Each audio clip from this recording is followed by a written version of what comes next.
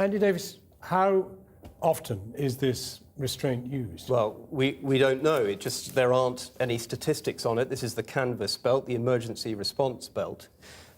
It's important to state at the outset that we don't know yet whether this belt contributed to the death of Thomas Orchard or not, and that will be for an inquest and potentially a trial in the years to come to try to explore that. Certainly the officers involved in this case haven't been able to explain their actions publicly yet. The death came 7 days after what clearly was quite a considerable struggle using that belt. Well, we don't know the details of whether there was a struggle or not, but he was restrained with this. It was fastened around his face. And I think what this case has exposed is a practice which appears to have been going on for years, completely unchecked.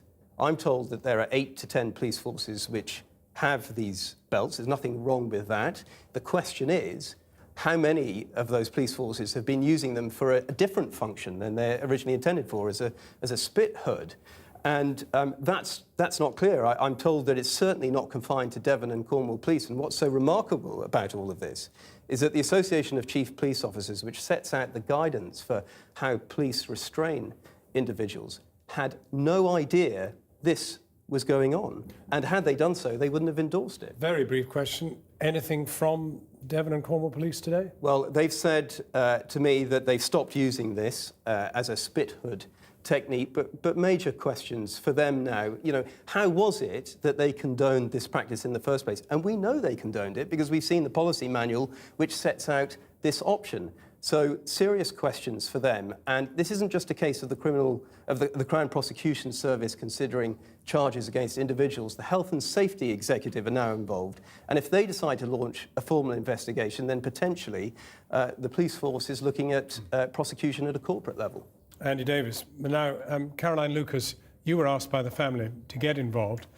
This is as much about mental health as it is about this rather dreadful restraining technique, isn't it? I mean, this clearly was a mentally, as we've heard from the family, a man with very serious mental problems. Absolutely. As a man with known mental health problems, with schizophrenia, and the idea of using that kind of belt on anyone is worrying enough if you're going to put it over their heads. But to put it over the head of somebody with mental health problems, I think, is incredibly irresponsible. So I think there are very big questions to be asked about how widespread is the use of that kind of belt on people's heads, and we want absolutely clear guidelines that it should not be used on their heads. And we need as well guidelines for how people with mental health difficulties are treated by the police. It seems extraordinary to me, for example, that this man wasn't sectioned rather than being, had his hands tied up behind his back and thrust into a police van, and then goodness knows what happened in the cell. And as we've heard, the family still don't know what happened in the cell. They've not been allowed to see the CCTV footage 1 year on. So for them, it's been an absolute nightmare.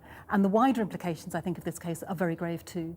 But the problem is that the whole area of how much this restraint is used, and indeed how people with very serious mental health issues are actually dealt with in the community, let alone within the police. And one wonders really whether this shouldn't be given much higher priority than it's previously attracted. Well, absolutely. And I think the whole issue of people with mental health problems needs to be right up there. This week actually is going to mark the day for mental health. And it's absolutely right that we look at how we treat people with mental health problems. If you look at how many resources go into mental health versus physical health, it's a tiny fraction. But you can't help wondering whether, in fact, police have had really any or adequate training in mental health issues anyway. They may not really have recognised that that was what he was suffering from. They may have thought he was drunk or drugged. Absolutely, and that's why the lessons from this case, I think, go much more widely than just this case alone. We need to know in future that there will be proper training for all police forces up and down the country in how to deal with people with mental health problems. And I hope that from that, we wouldn't have a case where this kind of belt would be being used, particularly around their head, that they would actually be getting the mental health support they need in the community rather than ending up in a police cell. But at the same time, I mean, the police are bound to say, look, we need something with which we can restrain people.